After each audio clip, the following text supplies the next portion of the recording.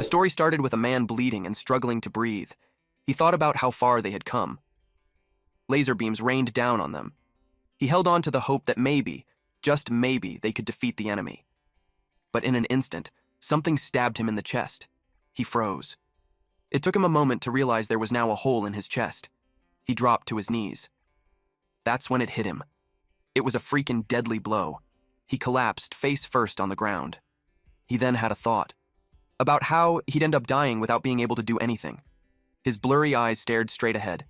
He was looking at the flying humanoid creature, mankind's greatest enemy, called the Liquidator. One day, this unknown being appeared and wiped out an entire continent. In this world, a special group was formed to defend humanity against these monsters.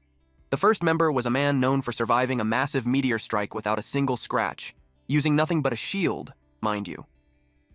Because of that, people called him the world's protecting shield, Brian Millier. There was also a great sage said to have power equal to an entire division. She is the great sage Bella Albright. In addition to that is an archer who took down a high-level dragon in a single shot. His name is Jacob Bloomfield, the divine archer. Then there's the strongest swordsman to ever come into existence, the sword saint, Amy White. And then there was them, a group called the support unit. Corpses were already scattered all over the area. The man on the brink of death, our MC, was the foot soldier Gray Lee, who thinks that they are just sacrificial pawns. He watched those elite group fights and thought of how they are on another level. He knew that the graduates of the World Union Academy were amazing, but he didn't expect that the gap between them would be that wide. Those elites unleashed attacks that hit the Liquidator. It made him feel bad, because he questioned if it mattered if the support unit were there or not. Amy continued to engage in a battle with the Liquidator. She tried to stab him with really fast movements. Gray grits his teeth. Witnessing the wide gap, even if they had trained hard, was painful for him to the point that it made him cry. The Liquidator skillfully evades the blades, until one blade scratched him. He was impressed that Amy was able to injure him. So he became serious. He unleashed a fast strike, and that skillfully cut off the elite's body in half. They had fallen as their blood gushed out of their body. Gray's eyes widened in shock. Liquidator showed his true skill now that he's done playing around. Gray couldn't believe that he took them out in a single blow. He realized that he was just playing until then. It pained him to admit that there's no way that they could win. He laid there in his pool of blood, but he was still conscious.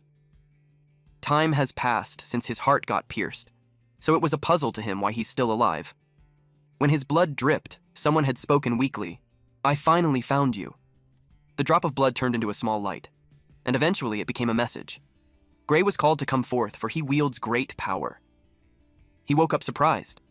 When he looked at his surroundings, it was a dark place with several stone structures, so he asked where he was. It made him think that it's the afterlife, though. It's quite barren. Aside from that, he also noticed someone was sitting on a throne.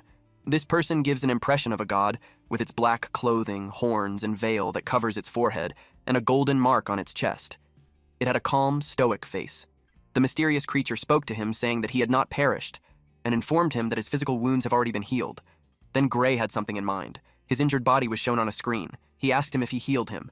He replied that it wasn't him, but it was Gray's own power. That made Gray confused. The mysterious creature couldn't explain it to him because he was also unable to properly analyze Gray's power. But he guarantees him that his power is stronger than what the Liquidator possesses, but only if he can control it properly. Gray asked him if it meant that they could win the battle. He replied that he doesn't know and wouldn't have high hopes in yet, but he also believes they ought to get rid of the Liquidator. Which is why he stood up and pierced Gray's chest, so he could go. Then, a bright blue light appeared. A magic circle appeared on Gray's chest. The voice declared that he shall lend him his power. Eventually, Gray woke up on his bloodied corpse. He grabbed his sword. The tip of the sword was covered in dark energy. He was told that it is his own power. The mysterious creature told him that his power is not something that is visible in the naked eye. Gray understood. The Liquidator then noticed him. Without hesitation, Gray slashed the Liquidator. It saw his face. He couldn't believe that there was still a strong person remaining. His chest was scratched. Gray realized that his attack did some damage. He charged again. He was confident to say that his power was stronger than him, but Liquidator advised him not to underestimate him. The next thing Gray knew is that he was shocked. It took him time to process what just happened. His body was cut in half. Only his lower half remained, and blood gushed out from it like a fountain. Liquidator commended him for pushing him to use his all. Unexpectedly, a black mist covered the area, and a hooded man appeared. He had a mask on his face. His body was similar to a black flame. He raised his black, gigantic sword. The Liquidator was confused. He immediately created a barrier around him. The black flame was extinguished on the left side of his face, and from there, Gray can already be recognized. The Liquidator asked if he's truly human. Gray glared at him. Then he attacked him. His sword met the barrier. He tries to break through it. The Liquidator then noticed something. His barrier was shattered and the sword slashed him. He asked him again if he's truly human. Gray answered that he was wondering the same thing. Then he took a step. Gray acknowledged that Liquidator's strength isn't a joke. It didn't expect him to still be alive. It started breathing heavily. Liquidator approached him and whispered that he's going to crush him over and over until he's dead, but Gray attacked first. Liquidator was cut, and his yellow blood splattered. He called him a monster. But it wasn't about to be defeated there. Light surrounded its body as it built up more power. He joined his hands until a magic circle appeared. He stated that time's up. Our MC held onto his big-ass sword as he waited for the Liquidator's next move. Gray was surprised that it suddenly became night, but it didn't matter to him. He went behind him. He thought of slicing his neck, but his sword was blocked by his barrier. It surprised him. Liquidator told him that it's futile because within the plane of true dusk, nothing is capable of harming him. So he advised him to better stop his useless resistance and take a look at the stars. Gray's eyes widened. The star was reflected on his eyes. It got bigger and shone brightly in his eyes. Liquidator states that it's beautiful. It was like the sun, and suddenly it fell from the sky. The impact was destructive. The shooting star made a crater on the ground, and our MC could not be found. Liquidator expected that he won't be able to revive if he's completely pulverized to dust. But he was surprised when a portal started to form, and it became a large magic circle. Then someone spoke, acknowledging the great amount of power gathered. He expected that it was enough to take him back. The Liquidator recognized that it was Kronos. Kronos asked the one who wields great power if he could hear him. And since he used all of his power, he decided to send him back to the past. Liquidator cursed at Kronos. Kronos told Gray that it's all he can do for him. The magic clock started ticking. It counted backwards. When it reached 1, he told him that he entrusted the fate of the world to him. With that, Gray woke up from a nap while laying on the grass. He was confused about where he was. Our MC woke up in the middle of a field. The sky was bright and the grass was green. He then looked on his right and recognized that it was his hometown, Renato Village. He was puzzled because it shouldn't be there because it was destroyed 15 years ago. Then he recalled that he was advised to be sent back to the past. He couldn't fathom that it really happened. He propped himself on his hand, but he saw the wound. Around that time, he was being picked on by Belder and the others. This time, he told himself not to be beaten by guys like them, but he knew that those guys were strong and he just couldn't beat them. He sighed and stated that defeating Liquidator was just a dream.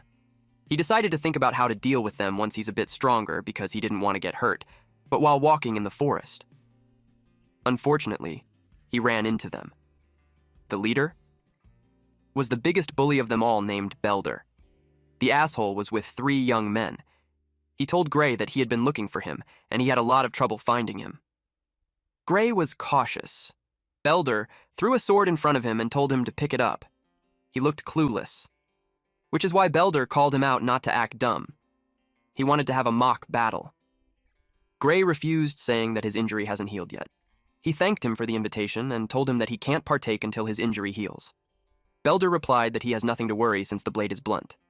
Gray reasoned that no matter how blunt the blade is, it is still a lump of iron and it can still injure someone if hit in the wrong place. Belder yelled at him to shut his fucking mouth.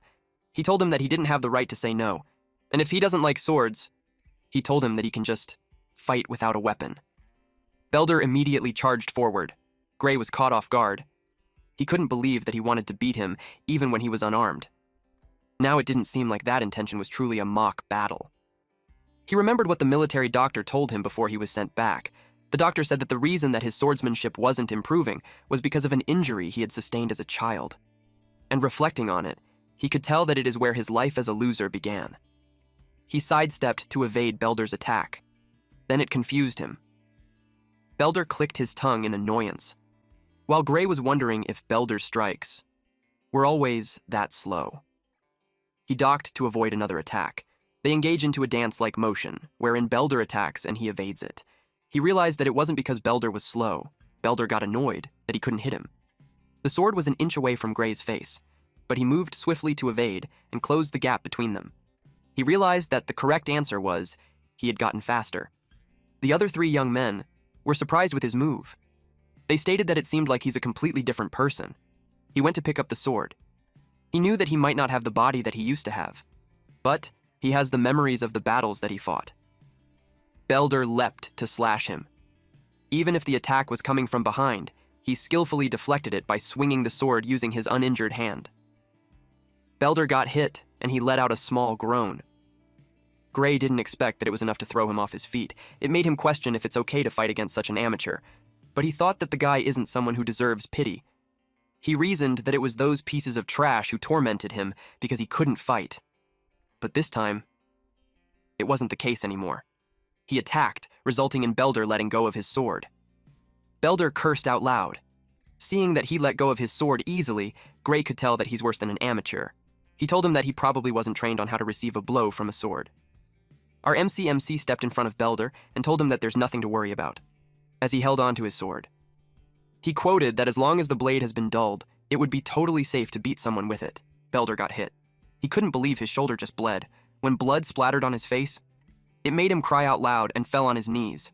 Gray didn't expect that the blade wasn't blunted, but when he checked, it was completely blunt. And had it been a sharp sword, Belder might have actually been killed.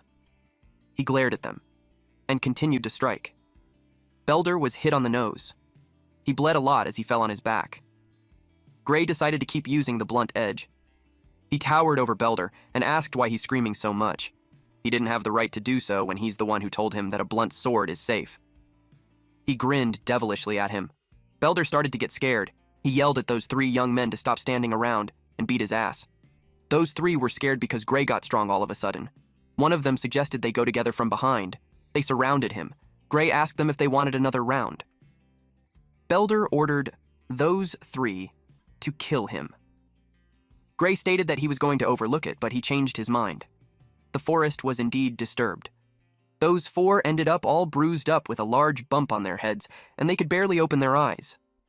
They meekly kneel with their weight on their heels, hands gently resting on their lap. Gray remembered how he's been so scared of those guys before.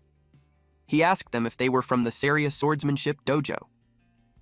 Belder replied that it was something like that. One of them said that they felt like they have gotten strong enough, so they haven't been going lately. In his head, he questioned their meaning of strong enough. He realized that he shouldn't expect much from the dojo itself, but regardless, he knew it would have uses. He wanted to be introduced to the dojo because it was by referral only. Belder told him to ask someone else because if he told his master that he lost, he couldn't imagine what they would say. Gray swung his sword in front of Belder and suggested that they should just continue what they're doing.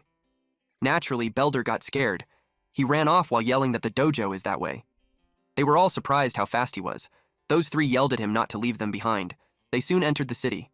Belder asked him why he wanted to enter a dojo. He stated that it was because the dojo has a recommendation slot for the academy. Belder confirmed that he heard something like that. Our MC responded that that was the reason he wanted to go. One of the lackeys expressed that Gray is already strong enough without going to the academy.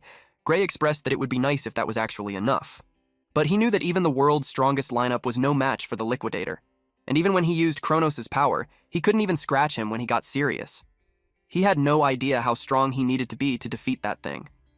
But still, he had some clues. Belder then pointed at the direction of the dojo, and he nodded.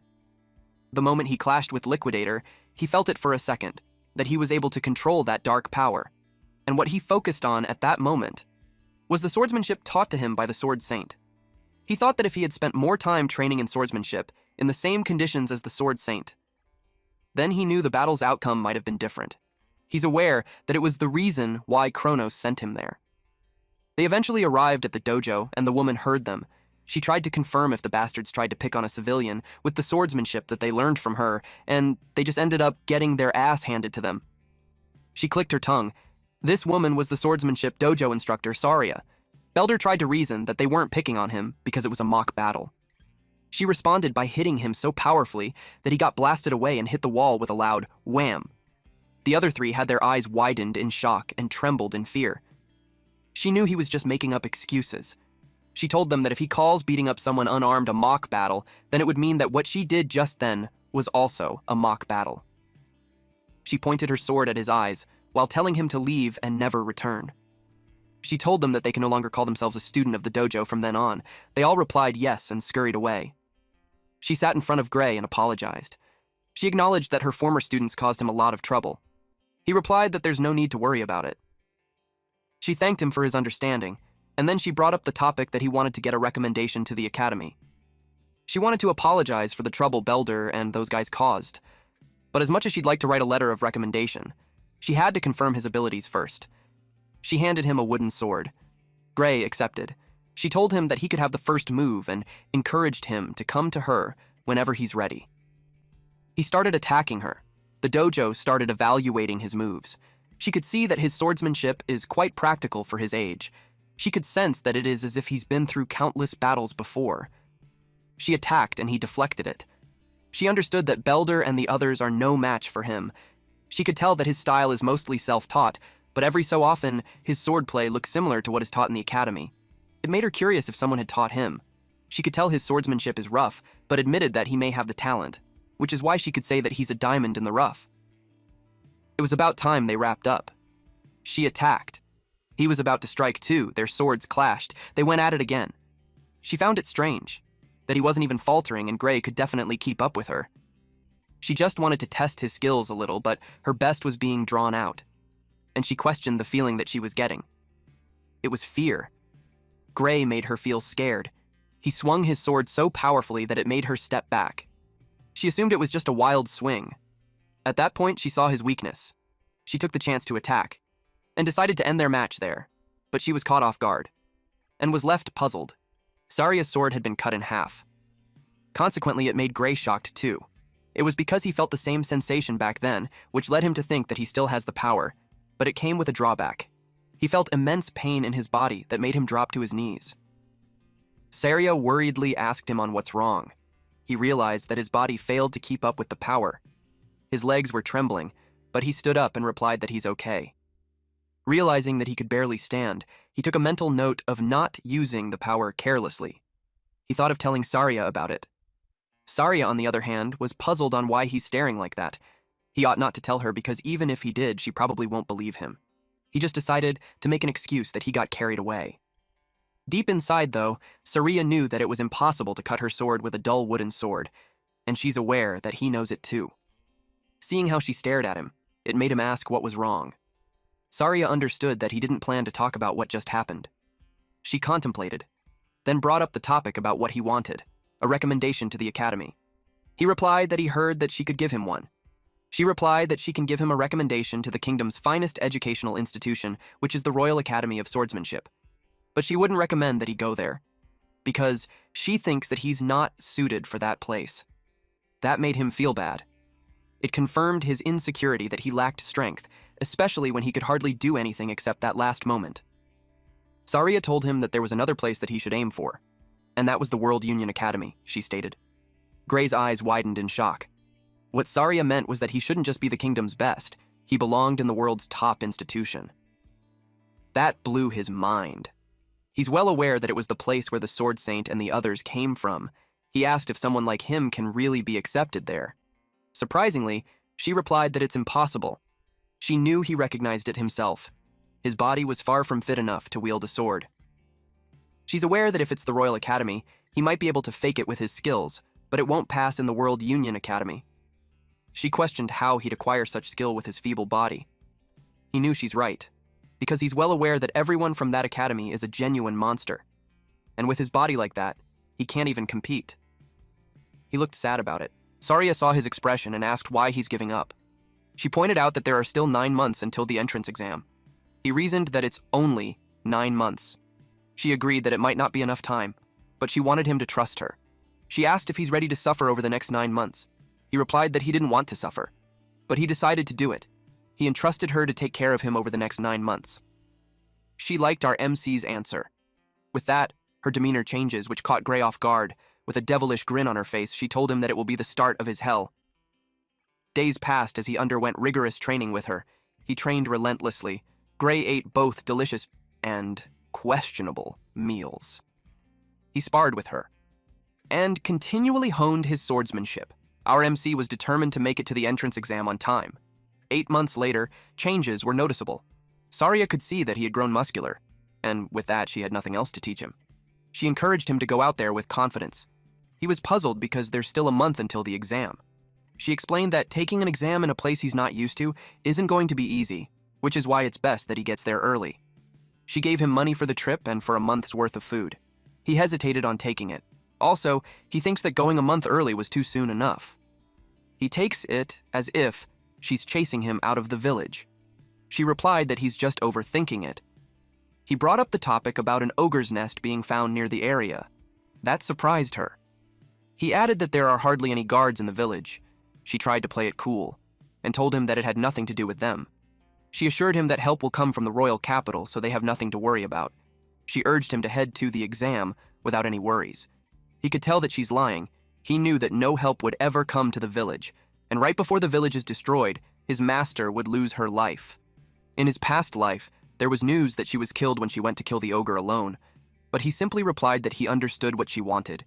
He thanked her and informed her that he'll be going. She let out a smirk and wished him well on the exam. Later that night, skeletons were displayed on a tree with sticks piercing through their mouths. Saria showed up in the forest. From the scout's report, she followed the path in the forest and found a trail of blood, and it led right into an eerie den. But she halted when a voice called out to her, asking where she was going.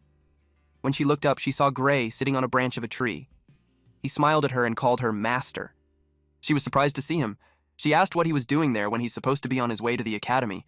He asked her the same thing when she said earlier that ogre nests would be taken care of by the army from the royal capital. She told him that the army couldn't come because of an emergency, so she decided to deal with it herself. She assured him that her alone is enough because she already assessed the nest strength from the scout's report. She shared that the boss is an elite ogre and the nest holds around 40 to 50 monsters in total. She admits that the number of minions will be a tad tricky. Thinking about it, Gray knew that it wasn't that strong, but the ogre's real strength lies in its intelligence and leadership. Gray was aware of the risk of being surrounded, and that means it's suicidal to fight alone. And he's certain of one thing.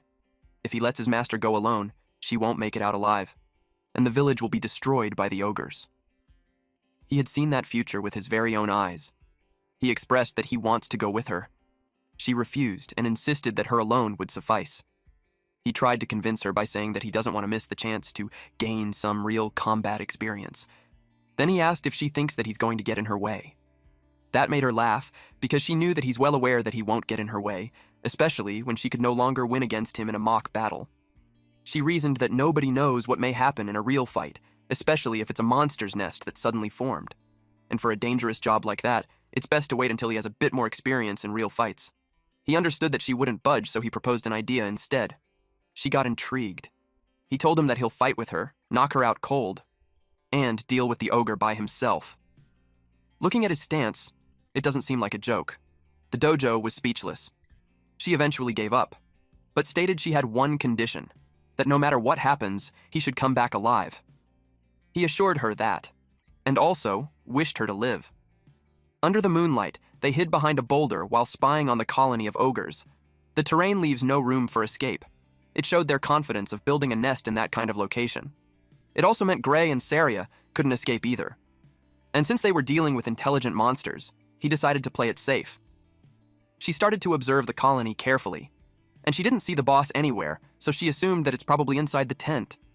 They could only hope to thin their numbers down before the boss comes out. She instructed Gray to take out any enemies he could see on the side, while she takes care of the other side. Gray agreed, and they charged in. One ogre sensed something. Before it could process what it was, Saria was already in its face and slashed its head. The other ogre witnessed the head roll on the ground. It immediately communicated with the other ogres, and in no time, a horde came charging. Meanwhile, on Gray's side, he was cutting down enemies one after another. He moved fast. Same with Saria. It was indeed a bloodbath. Eventually, the two grouped up. A lot of ogre corpses were on the ground. She praised him and even questioned if it was really his first time. But Gray changed the topic and told her to stay sharp. They were just getting started. Internally, Gray felt something was off. The ogres were too weak. If they were really that weak, he knew his master could have handled them alone. That's why he figured the real danger was inside the tent. A pair of red eyes stared out from the pitch-black tent. They locked onto him, and it made him uneasy. Without hesitation, he told her they had to leave. Now. He even urged her to run immediately. Saria asked what was wrong. He looked panicked as he shouted for her to just go. She picked up on his fear, and they started to run. But as they did, something jumped over them. To their shock, an ogre landed in front of them, blocking the way. Saria scoffed when she saw the elite ogre. She said it was an honor that the boss came to them personally, but Gray told her it wasn't the boss. Then another ogre let out a thunderous roar. It was so loud, Saria instinctively covered her ears. Right after that, a swarm of ogres showed up. They were in a frenzy. She was stunned by the sight and asked what was going on. Behind the horde stood a massive ogre. Gray said it was something far stronger than an elite. He called it an ogre general. It was the real boss of the nest. With the elite ogre guarding the exit and a crowd of ogres blocking the front, they were trapped. The ogre general didn't move, but its presence alone was terrifying. Once she heard it was an ogre general, Saria instantly knew they couldn't win this alone. She glanced at the elite ogre, then suggested they take out the one in front of them and try to escape. She launched an attack, but it deflected her strike. She focused, and slashed again. She managed to leave a scratch on its shoulder, but to her shock, the wound started healing. Gray told her it was useless. The general's roar boosted the ogre's strength and healing. That's why they felt unusually strong. And now, she was struggling to even take down one of them. Gray kept fighting. He trusted her to cover his back. He said she didn't have to win. He just needed her to buy him time. She got worried and asked what he was planning. He said there was only one option left: to take down that ogre general bastard, and he meant it. An ogre with an axe knocked Gray's sword. Our MC got irritated every time they tried to flank him. The ogre tried to make him drop his sword, then raised its axe to strike. Right now, Gray was focused on taking out every enemy in front of him, but the ogre easily broke his sword. He realized it couldn't handle the power of a boosted ogre. The ogre swung at him again and he jumped just in time. He was glad he had a spare, but he knew it wouldn't last long either. Saria realized his situation and tossed her extra sword to him. He thanked her. Now he had 2 swords, but he knew that still wasn't enough to wipe them all out. So he focused only on the ogre general and the horde between them. He pulled out the second sword. With one quick motion, he cut through the ogres in his way. One of them scratched his cheek as it attacked. He blocked the blow as the ogre tried to push him back with its axe. He clicked his tongue, then pressed harder with his swords. More ogres were coming for him. The ogre general's weapon started to glow. Then came its deafening roar. Gray flinched. He saw the ogres grow even stronger. They charged at him again. He realized the ogre general had figured out his plan. It roared again. Gray now understood. It was undeniably smart. His sword clashed with the ogre's axe. He was pushed back, but he forced himself to just move. He rushed forward, cutting down as many as he could.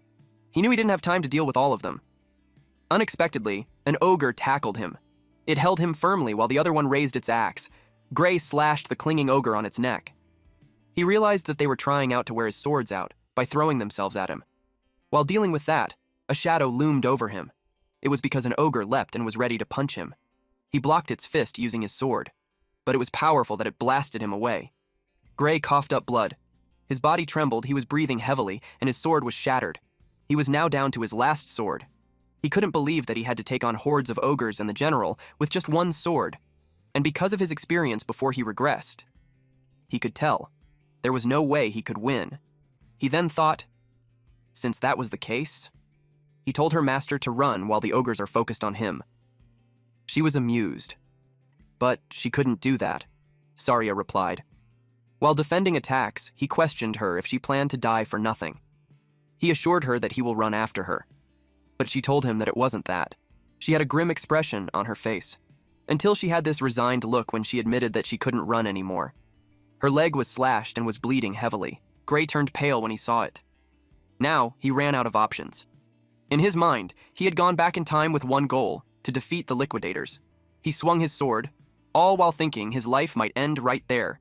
His last sword shattered, but he refused to give up. He tried to remember how that power felt back then. He thought about tapping into it again, with one ultimate goal: to defeat his enemies. While ogres readied themselves to attack him, he forced himself to remember. He tried to recall the feeling he had back then. Gray shut his eyes and closed them tight, and as the last piece of his sword flew right in front of him, he opened his eyes and they glowed red. He finally felt it. He swung his black shadow sword, delivering a fatal strike to several ogres.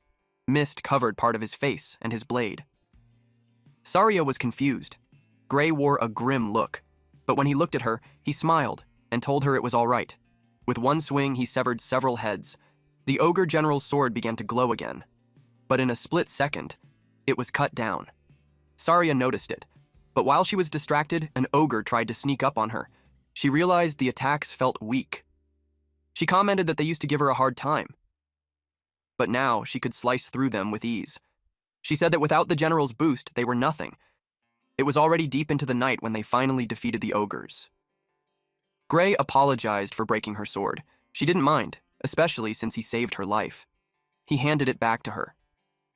She was about to ask him about the strange power he used when Gray suddenly collapsed. He fell face down to the ground. Saria panicked and called out his name. Gray's consciousness drifted into a dark realm. He asked himself where he was. Everything was pitch black, except for a single door in front of him. He looked around, confused. Black flames then burned through the chains on the door. He recognized it. It was the same power he had tapped into. He wondered if opening that door would give him that power again. The thought made him uneasy. Still, he stepped toward it. But suddenly, he felt a terrifying presence behind him. It made him freeze and step back. His breathing grew fast and shaky. Deep down, he just knew. If he opened that door in his current state, he would definitely die. Then, out of nowhere, a voice said he made the right choice. And just like that, he jolted awake. He was gasping for air, drenched in sweat. Saria was startled. He was finally awake. He asked where he was. Saria told him he was in the village infirmary, and added that he had been unconscious for 5 days. She then admitted that she was scared he might never wake up. When he realized he'd been out for 5 days, he knew he had pushed his body too far. Saria said that pushing himself didn't quite describe what he did, but setting that aside, she checked if he was able to move. Gray tried to move, but he quickly realized he couldn't summon any strength in his right arm. He could move it with effort, but it worried him. What if he couldn't hold a sword anymore? Worse, there was a strange bruise on it. It looked like someone had splattered black ink on his arm. Saria expected that he wouldn't be able to move it well. Gray wondered if she could even see the black mark. He then told her he couldn't put any strength into his dominant arm. Just as she thought, it wouldn't heal properly anytime soon. All the bones in his right arm were shattered. He was shocked. It didn't even hurt. She explained that they used a magic potion to treat it. That stunned him. Magic potions were expensive. She told him not to worry. The village chief was the one who gave it to them. Gray couldn't understand why the chief would give something that valuable to someone like him. She asked what he was talking about, then reminded him he was the village's hero. Gray was clueless. Suddenly, someone burst into the room. It was the village chief. Gray immediately thanked him for the potion. But the chief said they should be the ones thanking him. With strong emotion, the chief said that Gray had fought an ogre general, a monster that even gathered troops from nearby towns couldn't scratch. And that kind of monster had come for their village. He clasped Gray's hand tightly and said, if Gray hadn't killed it, the village would have been wiped out. The chief explained that without him and Saria, there'd be no potion, no infirmary, no survivors. None of them would even be there talking. Gray replied that he was exaggerating, but the village chief insisted. He knew in his heart he wasn't. Gray thought about that. At some point, he agreed with the village chief, because before he regressed, the village was supposed to have been destroyed by the ogre attack. The village chief told him that if he still didn't understand how important his actions were, he'd gladly explain everything in detail. He also heard that Gray was planning to take the academy entrance exam and asked if that was true. Gray's only response was, "Oh." Thoughts raced through his mind. He killed the ogre a week before the exam and had been unconscious for 5 days, leaving him with just 2 days left. He turned pale when he remembered the journey to the academy. It was a 3-day walk. On horseback, it would take a day, but he didn't have the money for that. He immediately asked the chief if he could borrow a horse. The chief had expected that, so he already prepared the best horse in the village for him. With that horse, he'd make it in no time. Saria joked that if he hadn't woken up that day, they would have carried him there while he was still asleep. She then opened the door. The sunlight made him squint. He saw the horse waiting, and a huge crowd around it, holding banners, thanking him and wishing him luck on the exam. Everyone wore bright smiles as they showed their thanks. Many people came to thank him personally. One man stepped forward and handed him a pouch. He asked what it was. The man said it was something the whole village pitched in for. They heard applying to the World Union Academy was expensive. Gray was deeply touched by the gesture. He smiled and thanked them, then said it would be hard to return if he failed the exam. Saria told him not to worry. After all, he's the only one applying to the World Union Academy who's defeated an ogre general. But Gray was still worried about his right arm. She reminded him his left arm still worked fine. He nodded. Saria said that was more than enough, and he didn't need to use that power either. He argued that the exam might not be that easy. Passing it with just one arm didn't sound simple. Saria reassured him. She said he'd definitely stand out, and the examiners would recognize his strength. She was confident. With full belief, she told him, he will pass. He thanked her, and said that with her saying it like that, he had no choice but to pass. In his past life, the village had been destroyed, but now, it was still standing. Gray realized the world wasn't the same anymore, and that meant the future could change. All of it, thanks to his power. And now, he was set to go. Eventually, he made it in time. He even thanked the horse for getting him there. He looked straight ahead and saw a city surrounded by a lake. He finally arrived at the World Union Academy. At the arena, the host announced that they would begin handing out exam tickets. Until the process was done, all examinees were to stay inside the central arena. There were a lot of people, but only 20 would pass.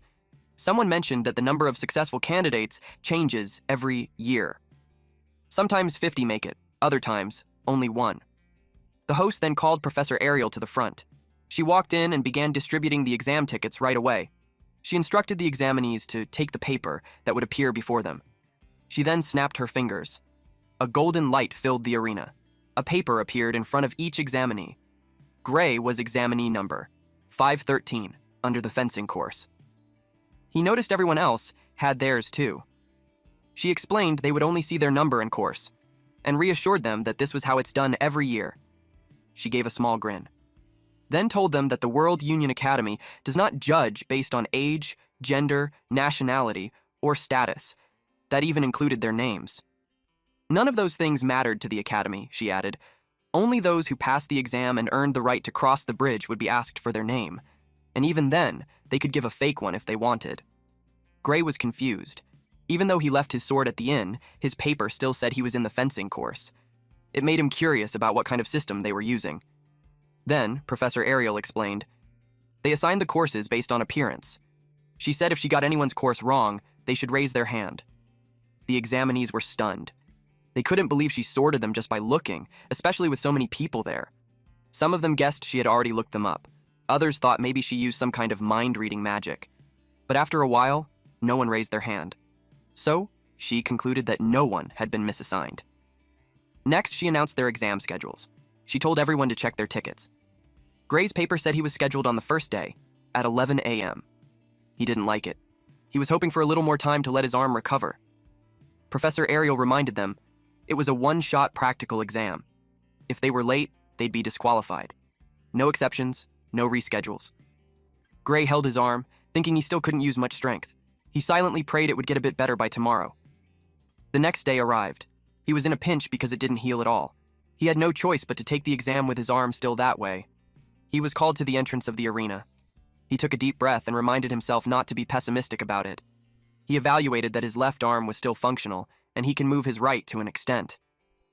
He used the time he had left to watch the examiner's moves, and to find an opening. The examiner told the examinee to make the move first. The examinee charged at the examiner. His swings were heavy, but the examiner just sidestepped to evade it. The examinee yelled that he's not done yet. He grips his sword with both of his hands, and swung it. The examiner blocked it using just one hand. Seeing that happen, the examinee's spirit got crushed. The professor then charged at him, and blasted him away with just one swing. The guy fell on his back, and the examiner concluded his exam. He was instructed to retrieve his weapon and exit the venue. Seeing that, a small smile formed in Gray's face. He already knew it. he was totally done. There was no way in hell he could win. Not long after, the examiner called his number. As he walked toward him, he couldn't believe he had to fight someone who had taken down a man twice his size using only one arm. Gray was instructed to make the first move. He felt like he didn't have a chance, but he decided to do whatever he could. He charged forward. He recalled what Saria had told him, that a sword isn't swung with just arms, but he needed to channel his power generated by his entire body through his arms. Even if his right arm is powerless, he thought of driving the force through his other muscles. He swung his sword and the examiner ducked to evade it. Gray was feeling nervous since he can't fight the way he usually does. He thought that if swinging a sword without arm strength was that easy, no one would bother training their body in the first place. The examiner counterattacked. That's when Gray got confused. Because the instructor's sword was kind of slow, he was able to block it. He could tell that the examiner had insane power, but his speed and technique don't even come close to his master's. He believes that if he relies on the swordsmanship he learned from her, he might be able to make up for the difference in arm strength. Gray's eyes turned sharp and he thought, if that was the case, he moved accordingly, and became certain that the examiner was slow, and wasn't nearly as strong as he thought. He recalled his master's words, that he'd definitely pass. Their swords clashed, and he was able to overpower the examiner. It's when he started having faith that he could do it. Their sword fight continued. Although Gray had seen the examiner's swordsmanship, he charged at him, and the professor evaded, which led Gray to think that the difference in power is too great that he can't break his form. It made him realize that it wasn't easy to win with just one hand, after all. With that said, as they continued to spar, the examiner's movements were becoming rougher. While Gray had a risky move in mind, he found the right timing, and baited him to come to him.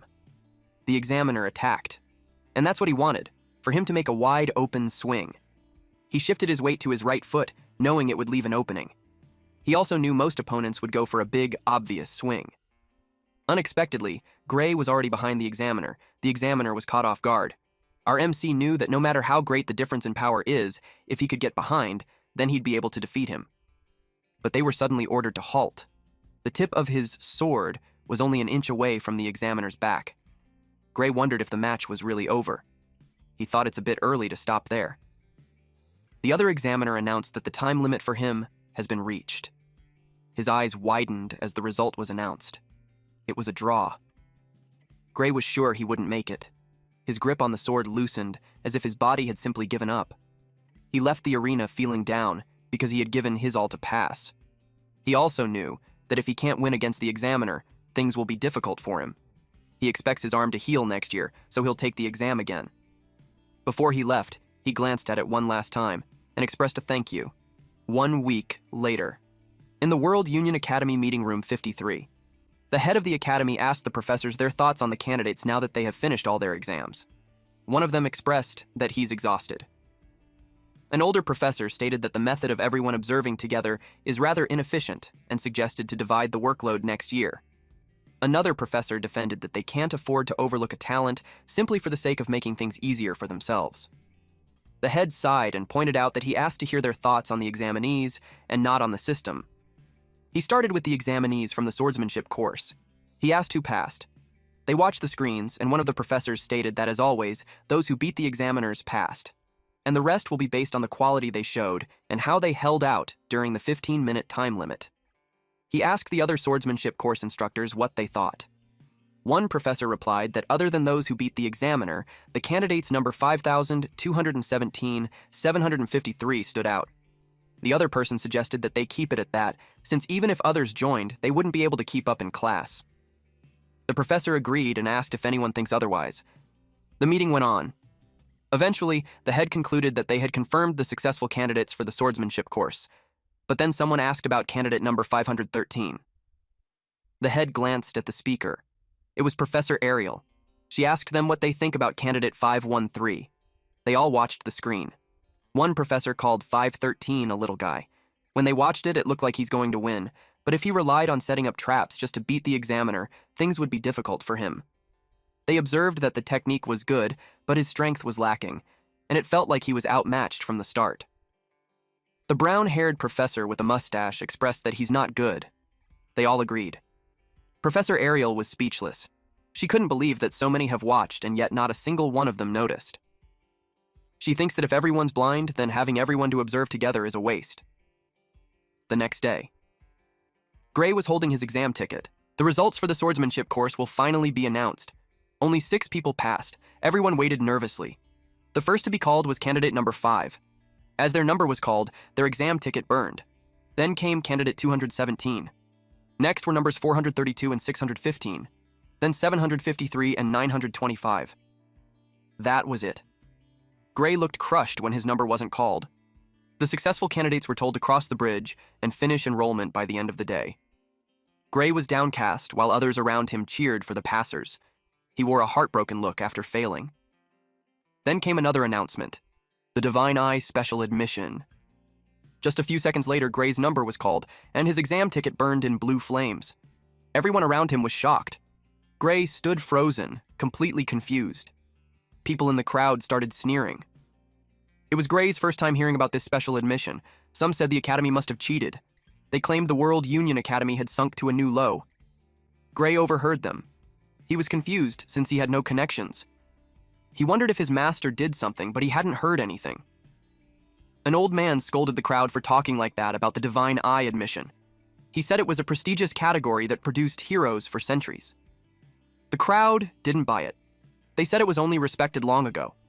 They pointed out recent Divine Eye picks, Amy White, Bella Albright, Leek Muller, and Jacob Bloomfield, and called them failures.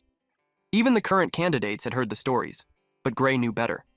Those 3 were part of the main force that fought against the Liquidator.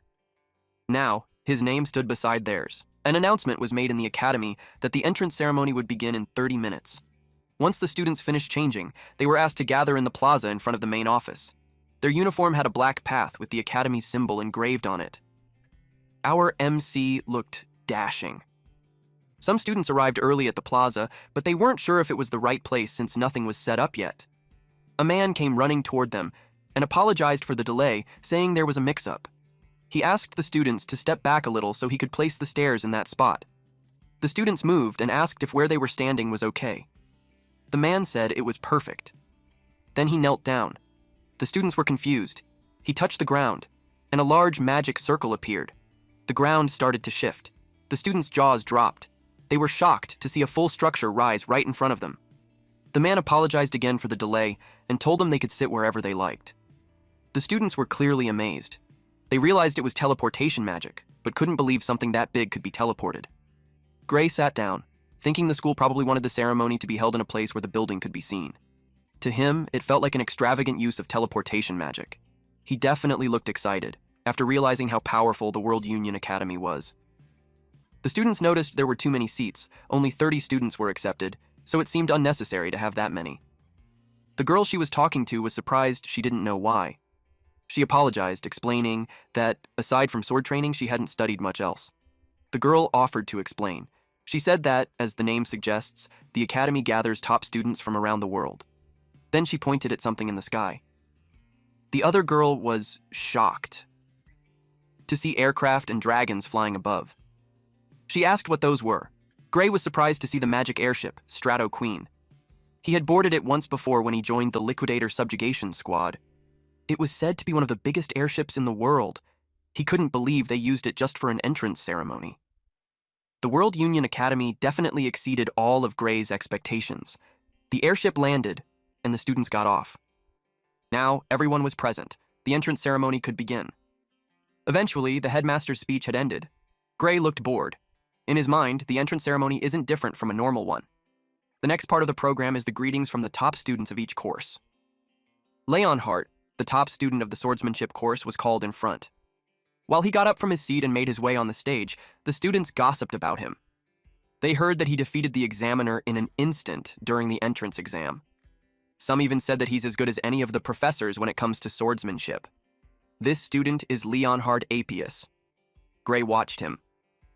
Before he reaches the mic, he confirms with the heads if he's allowed to speak freely. They replied yes, and he thanked them. Then he stated that he had one complaint that he'd like to make to the academy. Before he continued on that, he greeted his fellow students, and all of those who were admitted in the academy through a proper way. He stated that it's an honor to be admitted to the academy with the rest of them. He told them that they should graduate as individuals capable of making meaningful contributions to the world, so he encouraged them to work together. He added that he was looking forward to the days when they can aim high together as students of the prestigious World Union Academy, but he expressed that there's among them those who don't deserve to be there. He asked Professor Ariel if he's correct. It caught her off guard. She stated that all the students there passed the rigorous exams, and though they may not be as strong as him, she doesn't think that it's a wise idea to exclude them. Then she asked him why he's asking her that. Leonhardt glared at her while saying that he's not talking about those who have been admitted by passing the exams properly. He stated that what he meant was the students she backdoored into the Divine Eye special admission. Then he dared the student who was specially admitted to show himself and ordered him to return his uniform and leave the academy. Tension filled the air. Gray couldn't understand why he's so hostile. Then he recalled that Leonhardt was sitting right next to him. He was relieved that he didn't know his face. He was thinking that he won't get caught up in it if he doesn't step forward. Professor Ariel acknowledged that the students for that year are quite lively. Leonhardt felt like no one was taking him seriously. He called her out and told her to stop letting students in through the back door. She didn't say much at first. Then, in the blink of an eye, she leaned in and whispered in his ear, asking if he really thought he was stronger than that kid. Her move was unexpected, that it shocked the whole arena. Leonhardt was caught off guard. He gritted his teeth. He said yes, then asked if she was trying to prove him wrong. Professor Ariel liked his confidence and suggested a bet. That caught his interest. She bet both her job and the kid's admission. Gray was confused by everything happening. Leonhardt turned to Professor Ariel and asked if she was trying to make him fight the special admission kid. Professor Ariel calmly replied that she'd never do something so boring. She added that if Gray went all out, Leonhardt would be dead. As a responsible teacher, she said she'd never put their lives in danger. Leonhardt's veins popped in anger. He felt insulted, but she simply said she was stating facts. Instead, she suggested a safer option, a bet involving monsters. She said Leonhardt was better at fighting monsters than people anyway. He glared at her but admitted that she knew him well. He asked what the actual bet was. She explained it simply. Each of them would fight a monster she picked. The monsters would get stronger with each round. Whoever fails to defeat their monster first loses. The stakes? If Gray lost, Professor Ariel would retire and the special admission students would be expelled. But if Leonhardt lost, he'd have to do whatever she told him. Then she asked if he was in. Leonhardt wanted to know what kind of monsters they'd be facing. He was confident in his skills, but he didn't want to get caught up in anything weird. After thinking for a moment, she revealed the first target, an ogre general. Then she teasingly asked if it was too easy for him. The whole class was stunned, but Gray didn't react. Instead, he was curious why she chose that monster. Leonhardt, on the other hand, was furious. He shouted that an ogre general wasn't something a person could defeat alone. Professor Ariel clarified that they didn't have to do it right away. They'd be given a full year. Leonhardt snapped. If someone could solo a disaster-level monster in just a year, people wouldn't be suffering in the first place. He yelled at her to pick something more realistic. Trying to catch his breath, he paused, and then realized her true plan. He believed she was purposely choosing something impossible just so there wouldn't be a clear winner, but with confidence, he declared he wasn't going to play along. Ariel smirked and added one last condition. If the match ended in a draw, then Leonhardt would be considered the winner. Basically, if Gray failed to defeat the ogre general, she would be fired, and all the special students would be expelled. She asked him what he thought about that. He looked at her like she was crazy. He couldn't shake the feeling that the bet was already stacked against him. She took his silence as agreement. Just to be clear, he said it better not be a weakened ogre general or anything like that. She calmly replied, "Of course." Then, with a flick of her hand, a feather pen appeared out of thin air. She told him that the terms were already written in a magic contract, and he could sign it if he had no objections. He read the contract, and chose to go through with it. Still, he had to ask, did she really believe that the kid could win? Her answer was vague. She said, "Who knows?" Then she quietly returned to her seat. The other professors whispered among themselves, wondering what was wrong with her. Some thought she was just using the bet as an excuse to retire. It wasn't too far-fetched. She was past her prime, after all. Gray had no choice now. The bet was official, but something bugged him. Why did she include the one he defeated before enrollment when she said the time frame was a full year? She then watched our MC in silence. Gray realized the bet was already sealed the moment it started. As he stared at her, she put a finger to her lips, telling him to stay quiet. That's when Gray knew. She played dirty. Eventually, the opening ceremony ended, and everyone went to their assigned classes. The first subject was basic magic. It was surprising to some that the lecture started right away on day one, but as students of the academy, they had to understand every single day mattered. The professor began the lesson by teaching how to use magic. It was the most basic topic. He explained that the body holds a hidden energy called ether, by guiding it through the body's magic circuits. He continued writing and explaining on the board. Gray was in that class. At first, he was worried he might not keep up, but it turned out he already knew this lesson from boot camp. So far, so good. But there was one big problem. Out of all the possible classes, he ended up in the same one as Leonhardt. He silently prayed Leonhardt wouldn't find out that he was the Divine Eyes special admissions student. The professor noticed Gray looking uninterested. He scolded him for already looking away just 5 minutes into the lecture. Gray was shocked he got caught with just a glance, even though he was seated all the way in the back. He quickly apologized. The professor challenged him. If he looked that confident, why not prove it in front of the class? He even taunted him by expecting him to be able to use basic magic.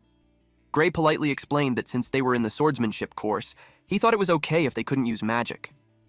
The professor replied that even if you mainly use a sword in combat, it's still important to understand the basics of magic, at the very least to coordinate with mages. Knowing basic spells and understanding how they feel is essential. Gray didn't expect the professor to give the same explanation as the one from boot camp. He wondered if the spell they'd be learning would also be the same. So he asked if they were going to learn Ether Bullet. The professor raised an eyebrow and asked if he could already use it. Gray said yes. He felt relieved. At least the painful boot camp hadn't been a waste.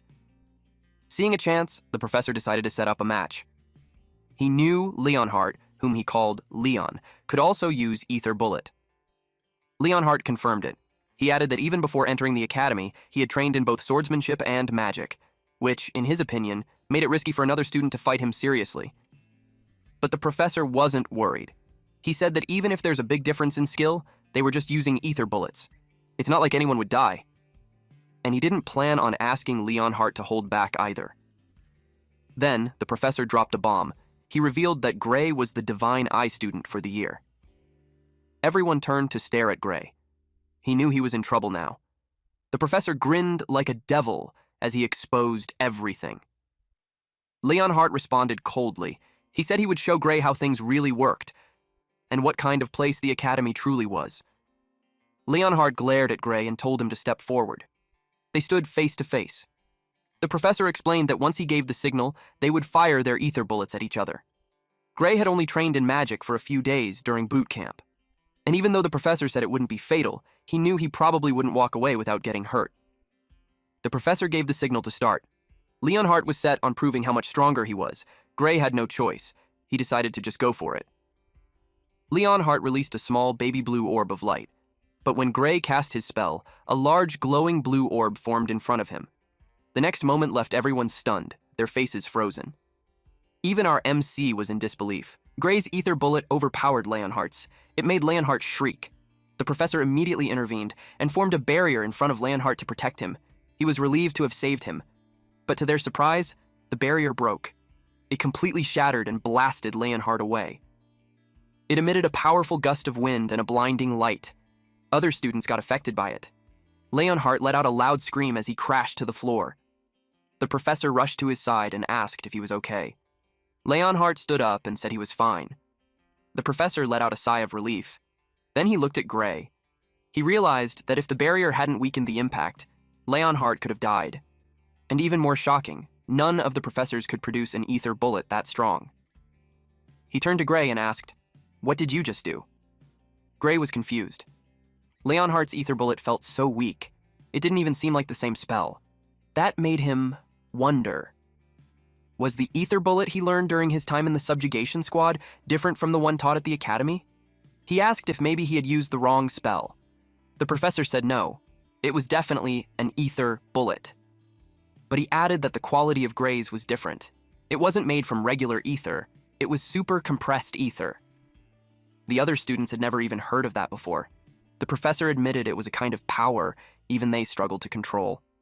Yet somehow, Gray not only produced it, he shaped it into a spell. He said there was no one else in the entire academy who could pull that off. The students started whispering. It was the first time they'd seen an ether bullet that powerful. Some of them now believed that the Divine Eye admission existed for this exact reason. Others said Gray should have been placed in the magic course from the beginning, instead of being admitted as a special case. But in Gray's mind, something didn't feel right. All the spells he learned at the Subjugation Squad boot camp were like that. And even among his group, he wasn't considered particularly talented. He asked the professor if he was just joking, because with enough practice, anyone should be able to do something like that. The professor burst out laughing. Gray was confused, especially when the professor laughed even louder. Then, out of nowhere, the professor grabbed him by the shoulders, stepped into his personal space, and told him to transfer to the magic course. He even offered to personally vouch for him. According to him, Gray was more gifted in magic than in swordsmanship. Gray politely declined, saying he had always been told he wasn't good at magic. The professor looked at him like that was the funniest joke ever. He couldn't believe Gray. Someone who understood the ether compression technique well enough to create super-compressed ether thought he lacked talent. He called Gray a once-in-a-generation genius, someone even the academy would call a prodigy. He added that whoever told him he had no magical talent clearly didn't know what they were talking about. Then he asked again, was Gray really sure he didn't want to switch to the magic course? The professor was known for rarely handing out compliments, so the students were stunned. They couldn't believe he was praising someone this much. He kept pressuring Gray, saying that if someone like him didn't study magic, it would be a loss for the world, and even called it a crime against magic itself. Gray let out a nervous laugh. Then, something clicked. He suddenly remembered where he had actually heard about the ether compression technique before. In his previous life back at boot camp, someone once explained that in the old days, people didn't even know that OUD, also called life force, existed. Because of that, casting proper magic was incredibly hard. They had to keep compressing ether inside their bodies and hope that a bit of it would mix with odd by chance, just to create a usable spell. A woman with baby blue hair and golden eyes had called that process laughable. Now, in the present, Gray asked the professor if he had ever heard of odd. The professor looked confused. That reaction confirmed it. This world still didn't know about its existence. Gray realized something big. What he had learned in the subjugation squad was knowledge from the future, and he knew he had to be careful about who he told. The professor brought the topic back and asked again if he was willing to transfer to the magic course. Gray gave a proper bow and apologized. He explained that he loved swords. As grateful as he was for the offer, he had to decline. The professor accepted his decision, but he told Gray that if he ever changed his mind, he was welcome to come to him, any time. Gray thanked him sincerely. Then the professor told him to go back to his seat. He also added that from now on, he wouldn't scold Gray for looking bored in class or even for leaving early, because he knew this lecture was far too basic for someone like Gray. The other students were impressed. They couldn't believe that Professor Carlos thought so highly of Gray. Meanwhile, Leonhardt watched him closely. He clutched his chest. His cheeks turned slightly pink as he looked at Gray with admiration. He even called him Lord Gray. Gray felt a chill run down his spine. It was honestly a little creepy. Later that day, Gray received a letter from Professor Ariel asking him to come to her office after class. The sudden summons caught him off guard. He wondered if it had something to do with Professor Carlos. He guessed she might also be planning to recommend he switch to the magic course. When he reached her office, he stood in front of the door. Before he could knock, Professor Ariel called out from inside, saying it wasn't locked. He walked in. But then, he was suddenly attacked. He quickly drew his sword and blocked the attack with ease. The girl who struck at him was stunned. Gray realized he reacted purely on instinct, but he still wanted to know, why did she attack him? Then he got a good look at her face, and was shocked. She looked familiar, like someone he had seen before. Someone from across the table said that he did great. It was Professor Ariel, and Gray had just proven that her eyes were right. The man on the side asked if Bella wasn't holding back. He had to confirm if she had received an instruction from Ariel to go easy. Her movements were flawless, but to have her sword be knocked out of her hand so easily was unnatural. Hearing her name, Gray had confirmed that she really was Bella Albright. She was the Grand Sorceress. Ariel couldn't believe that those two men were seriously saying those things. She suggested that if they couldn't tell if Bella was holding back or not, they should quit as a professor. The professor replied that they were just joking. Since he lost, he gave her the coins. Gray had to ask what they were doing. Ariel replied that they were betting on whether he can fend off Bella's surprise attack or not. And thanks to him, she made a good amount of money. Then she threw him his share. His jaw dropped upon seeing the gold coin. It was worth a fortune. And the other professor started saying that it was just as she said. They noticed that from that exchange earlier, Gray deliberately didn't use his dormant arm. Almost as if he was trying to protect his immobile arm. One professor speculated if it was from an injury. The other thinks that rather than an apparent physical injury to the muscles, it was more like a deeper kind of wound. The professor agreed that a simple injury wouldn't cause that. Gray couldn't believe that they could tell it just from looking. The professors replied that if they couldn't tell that much, they wouldn't be professors in the academy. Though, Professor Ariel was already aware about it during the exam. Professor Ariel told them to leave now that they understand. She told them that he's her student and she won't give him up. The professors admit that Gray has potential. But, if the wound doesn't heal, it still means that he failed to meet the academy's admission standards. Before they left, they told him to keep that in mind. And they were gone. Now that the nuisances were out of the way, Professor Ariel brought up the topic about magic. They had a conversation over tea. She heard that he used a super compressed ether in Professor Carlos's class. He didn't expect that she already knew. She replied that he came to her office and asked her to hand Gray over to the magic course. Obviously, she declined, because to her, he's more suited to wield the sword than magic. Our MC didn't expect to hear that from her. She added that he doesn't look like he's good at magic compression, and he didn't show signs of having practiced it. He was overwhelmed that she simply knew by looking. Because of that, he decided not to lie. And it was just as she said. She asked what kind of trick he used. She promised not to divulge it to anyone, and will give him a reward. She really needs to know for Bella's sake. He was almost called the sorceress. Professor Ariel explained that Bella was a genius when it comes to magic theory. She's far from the best at wielding it. For some reason, she just can't use the ether compression technique well. That's why she can't create super compressed ether.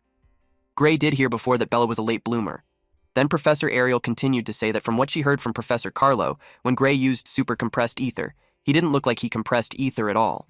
So if there's a way to use super compressed ether without actually compressing ether, then Bella won't have to be sent to Professor Varian. Gray recognized that name. He asked if she meant Professor Varian Bradley. She realized that he knew him.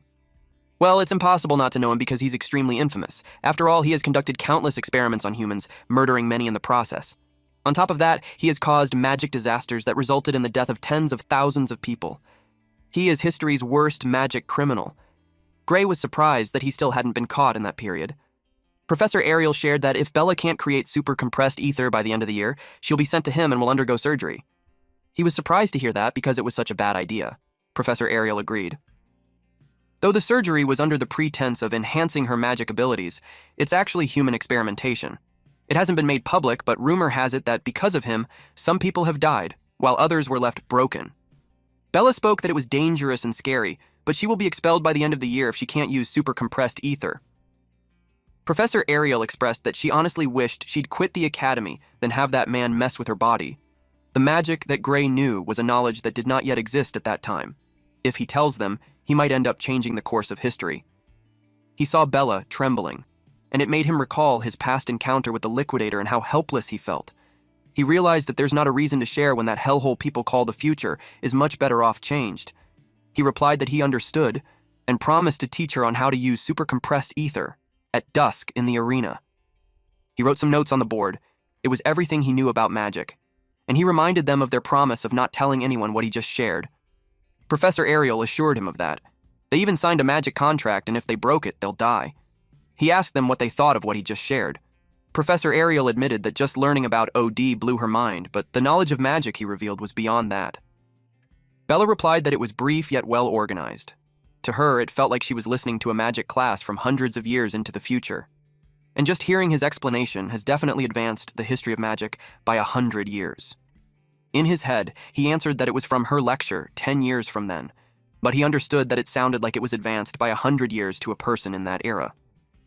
Professor Ariel expressed that there was a lot of information that she couldn't judge properly. She asked Bella if she thinks that what he said was true. She replied that there's a good chance that the theory was correct and none of it contradicts the current magic theory. Plus, the quickest way to find out was to test it. That is why they were there. If everything Gray said was true, the spell should work. She gave them the copy. He read it and was confused. She released a light on her staff to demonstrate her full strength based on the theory. If he remembered correctly, Bella's full strength was said to be capable of burning down an entire city. Moreover, she was said to be unable to properly control her powerful magic output. Before he could finish the thought, her power expanded. Even Bella was confused. And the next thing they knew, her power erupted. The concentrated magic bursted to heaven. No one had ever expected her to release this much mana. It was such an overwhelming power. If she hadn't taken control of the magic a split second earlier, he would have died. She did literally save his life. Meanwhile, Bella was happy that she had done it. Plus, she was able to control it too. She formed a dragon with her magic and found it so fun, but she was depleted of ether and passed out. Gray panicked, but Professor Ariel told him to relax. Bella simply fell asleep because she ran out of her ether. She told him to let her rest. Gray was relieved. Professor Ariel couldn't help but express that she was marvelous. She put together magic on that scale in such a short amount of time. Even when asleep, Bella replied that it wasn't her who was amazing, it was the theory. Because of it, she can easily create a super compressed ether. In Gray's head, he responded that it was her theory, though. Professor Ariel was relieved that Bella no longer needs surgery now that she can create a super compressed ether. She planned to personally Bradley to call it off. She was glad about that, but more especially that Bella didn't lose her magic control. Gray asked about it. She explained that even if variant surgery can increase one's magical output, it comes at the expense of control. Exactly how it works is a secret, but it seems to be a surgery that forcibly breaks one's limiter. It made Gray think that the reason the sorceress in the past world couldn't control her powerful magic was because of that surgery. Professor Ariel pointed out that it was thanks to Gray that Bella could now use a super compressed ether. With that, the contract had been fulfilled. And it was turned to fulfill her part of the contract, and the first thing on her list was to use magic on his arm. When she released her magic, magical butterflies came out too. She touched his hand and the butterflies flew around them. The magic became stronger. And when she was done, she asked how he felt. He tried clenching his hand, and to his surprise, he could move it. He thanked her for it. He was puzzled because not even a magic healing potion could cure it. She told him not to compare her nerves-restoring magic with the average magic healing potions. Then she asked if he could move his hand the way it used to. She suggested he swings a sword to find out. Our boy took a step away from her and swung a sword. He was confused at first, so he kept swinging. He felt strange. It didn't feel like it moved as well as it used to. She told him that she has repaired his nerves, but her magic can't heal the wounds in his soul. He asked about it. She emphasized that he heard her right. Then she told him that the recent magic knowledge hasn't proven the existence of one's soul yet, but she believes it does. After all, she can see it with her eye. She can see that his soul was slowly healing. It will heal naturally as long as he doesn't overexert himself. He thought about it and asked if he should refrain from practicing his swords. She told him that it's fine to exercise as he normally would. She was actually curious what kind of swordsmanship could harm one's soul like that. He didn't know what to say. Then she stated that there's already an example of swordsmanship that uses one's soul to move the sword. She's talking about Amy White. She knew he already knew her. Gray was confused why she's mentioning the Sword Saint then. And during that era, they haven't even met. Because of his silence, Professor Ariel asked if she was wrong. She told him that the way he wields his sword gives her the impression that he learned it from Amy. And when she thought about it again, she noticed the slight difference. It made her think that the person he learned swordsmanship from must have been more skilled than Amy. She told him to give it a few more years, and Amy would just be as skilled as his master. Gray was astonished that she could even think that far. He replied that he learned his swordsmanship at a dojo in his hometown. At this point, he had to change the topic because if he let this conversation continue, he might end up spilling everything. So he asked if it was possible for one's soul to be damaged because of swordsmanship. She replied no. At the very least, not with any swordsmanship. Simply put, there was no way that something ordinary could defeat an ogre general with just one slash. Not to mention cutting down the surrounding ogres and trees too. Gray realized that she already knew. Of course she would. And thanks to him, she already practically won the bet. She admitted that she saw some of the remaining scenes left and they were magnificent. Not even the most sophisticated cleaving magic could have done that. It made her conclude that he used the mysterious power within him. He asked him if she could see it with her eye. She confidently replied yes. She could see the power leaking through the chain door. It made him recall the door that he saw. It's not just something one can figure out by guessing, so he was convinced that she could really see it. Then she shared that she had seen power similar to his, though she doesn't think they're the same things, just a similar vibe. He asked if there were others with powers similar to his. She replied yes, but also admitted that she was uncertain if they're humans or not. Then she told him that they were called the Liquidators, and seeing his expression, she could tell he had heard of them. He was bewildered why that name was being mentioned in that period of time. Professor Ariel realized that he knew of it. In all honesty, she didn't think it was that well known. She stated that since Gray knew about a future-looking kind of magic theory, it wasn't that surprising. He just laughed it off while thinking that it really was knowledge from the future, but no one realized it yet. She asked him how much he knew about the Liquidator. He replied that he only knew that he's an extremely dangerous threat to humanity, and that he has to be stopped before he appears. If that's impossible, then he must be destroyed no matter what it takes. She replied that he was a bit extreme, though she agrees that he's dangerous. But even so, Varian was intent on continuing his experiments. Gray asked how Professor Varian was related to it. She was confused why he asked. Then she revealed that the Liquidator was the very being that he was trying to summon. That was news to him. He didn't know that the Liquidator was man-made. But when he thought about the Academy last time, they acted as if they knew exactly where the Liquidator would appear. Then he realized it. He was alarmed. That the Academy was involved in summoning all along. He yelled that the experiment had to be stopped immediately, to which Professor Ariel agreed. But unfortunately, the one running it was a professor like her, so she doesn't have the authority to shut him or his experiment down. She did push the higher-ups to cancel it, but they wouldn't listen. Gray questioned who exactly were those higher-ups. She doesn't have the authority to tell him that either. She summed up that unless the orders came from above, no one can force the experiment to stop. He was disappointed that not even a name was given. He realized that the Academy's leadership was more tangled than he thought, but if that person was a criminal, then it changes things. In the last world, Varian's illegal experiments killed tens of thousands, and he even knew where he carried them out. He revealed that he knew where Varian conducted the illegal experiment, and he thought of catching him red-handed. But Professor Ariel told him that it won't work either. He asked why. She explained that entering an Academy professor's research facility without permission was a serious crime on its own. And if they can't produce hard evidence, they would be the ones getting locked up. It made her ask if he has proof of his crimes. He became silent. She continued to say that if not, then they had to put off the conversation for the time being. He realized that she knew it was dangerous and her hands were tied. He simply replied that he understood her. Then she changed the subject into talking about his power. She asked if he wanted to learn how to control it. It caught his attention. He asked if she could really do that. She replied that there's a professor in the Academy who's very good at dealing with unknown forces. The name was Heathcote Longfellow. He knew it was the very same person who trained the Sword Saint herself. She expected it to catch his interest, so she planned to arrange for him to start private training with him tomorrow. He was very happy with that. The very reason he came to the Academy was to master the power. He didn't expect to find a lead that fast. The next day, Heathcote Longfellow attacked him. He couldn't believe that he had been receiving private lessons from Heathcote Longfellow himself, but he's confused why they're just running like that. They were in the middle of the forest. Even if Heathcote was ahead of him, he could tell Gray's mind was wandering. He yelled at him that if he had room for stray thoughts, then he should just pick up the pace. He instructed him to run until his body was at its absolute limit. He yelled for him to listen while then he lectured him that only once he burned away every drop of his physical strength will his soul's power awaken.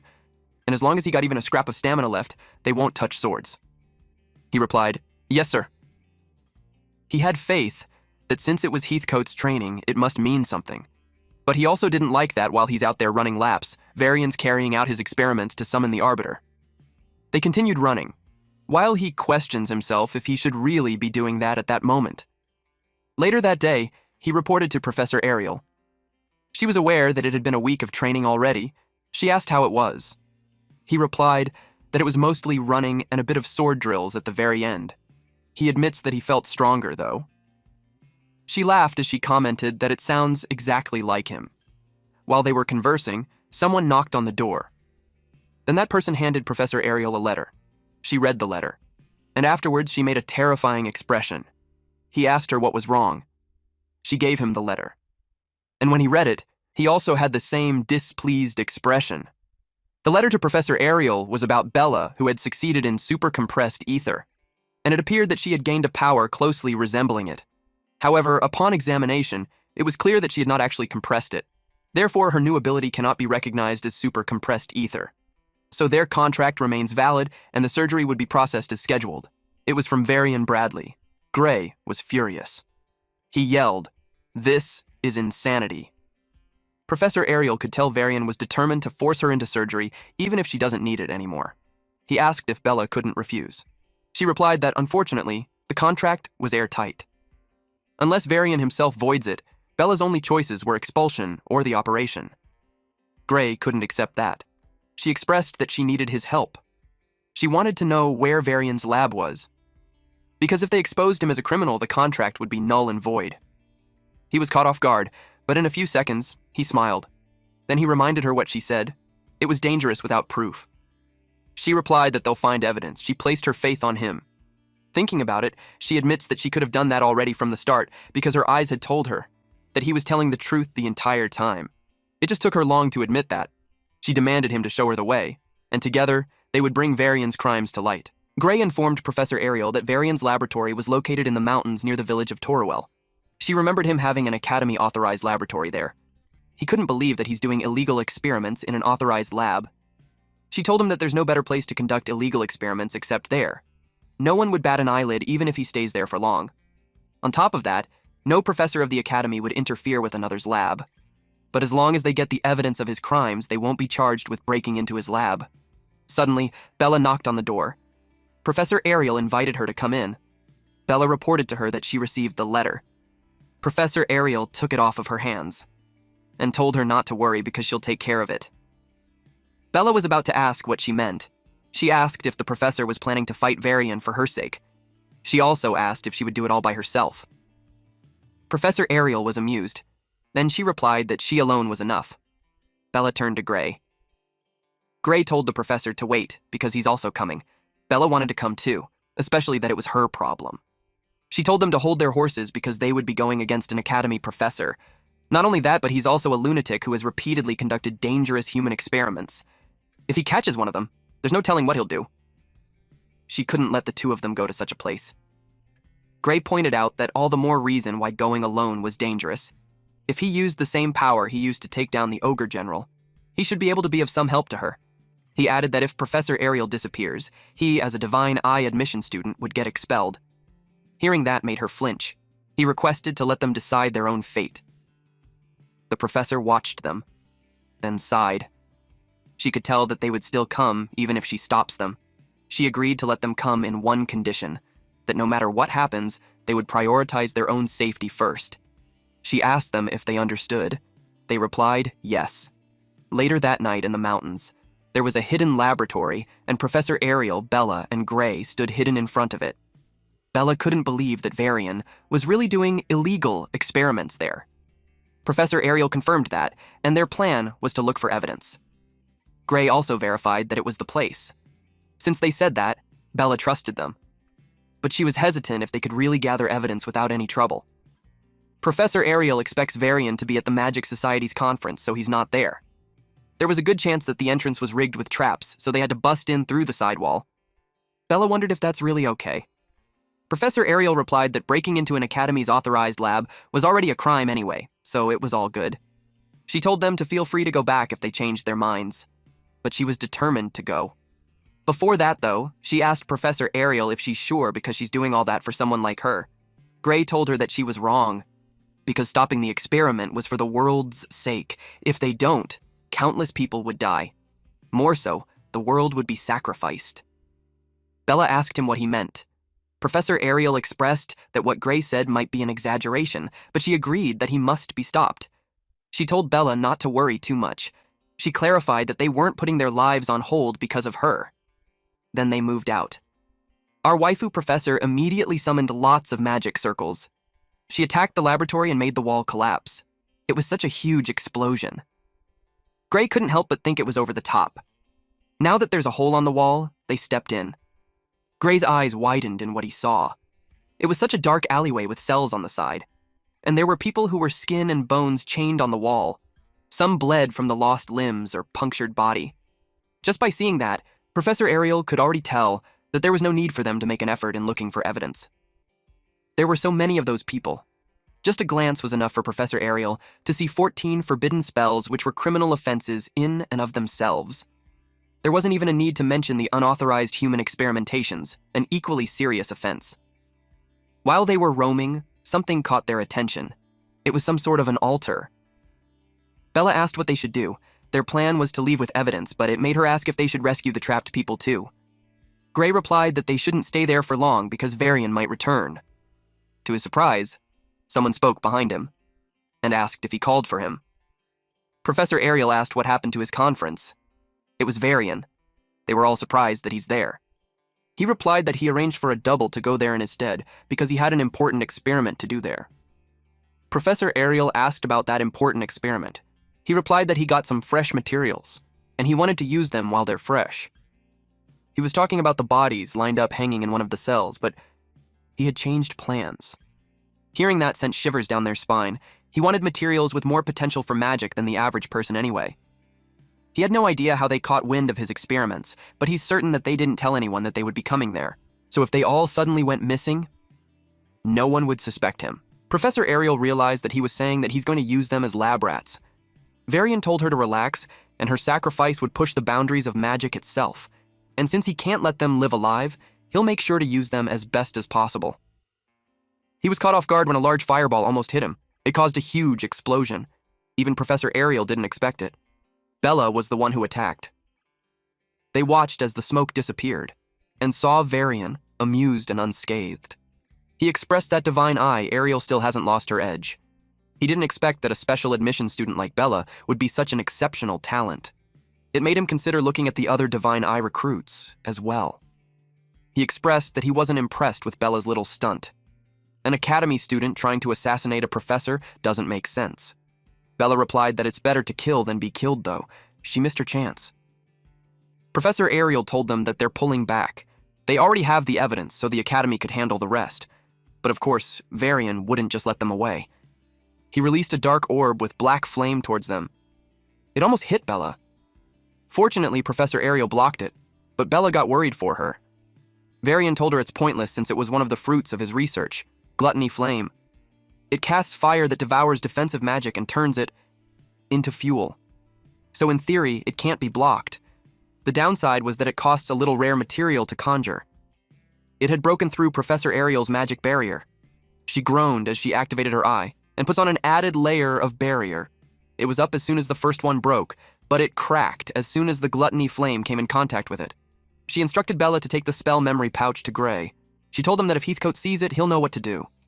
Bella taps the ground using her staff and created a wider barrier. She was confused about what she was doing and ordered her to hurry up and go. But Bella saw that the professor's barrier was cracking, so she told him to let her handle it. Professor Ariel reminded them of their promise before coming there, which was that when something goes wrong, they should put their lives first. She could tell that Varian's magic was unnatural, so defense spells won't stop it. She told them that she'll buy them some time, but she couldn't finish her sentence because her barrier shattered. She panicked, but Bella assured her that it was fine. Then, Bella's magic clashed with the gluttony flame. She shielded them while saying that his spell wasn't that strong. It just needed a slight different kind of defense magic. Varian couldn't believe it, especially when they were the only ones who knew gluttony flame's counter magic. He asked how she knew about it. She replied that someone taught her a new theory, and with it, the spell was easy. He couldn't believe that. He was furious. He asked who it was. He thought it was a traitor. He told her that if she revealed who it was, he'd give her a clean death. She asked him if he wanted to know who taught her. She smiled at him and replied that it was a secret. She hinted that he was a student from the swordsmanship course. Gray had recalled their interactions, and in reality, he just pieced the theory all together. Varian's veins popped out when he thought she didn't answer seriously. He took a red crystal and told them they would be burned alive. He crushed the crystal in his hand, and souls escaped. It went flying towards them. It was a potent, dark magic, and it covered them. Gray was concerned if Bella was still okay. She replied that the barrier can still hold.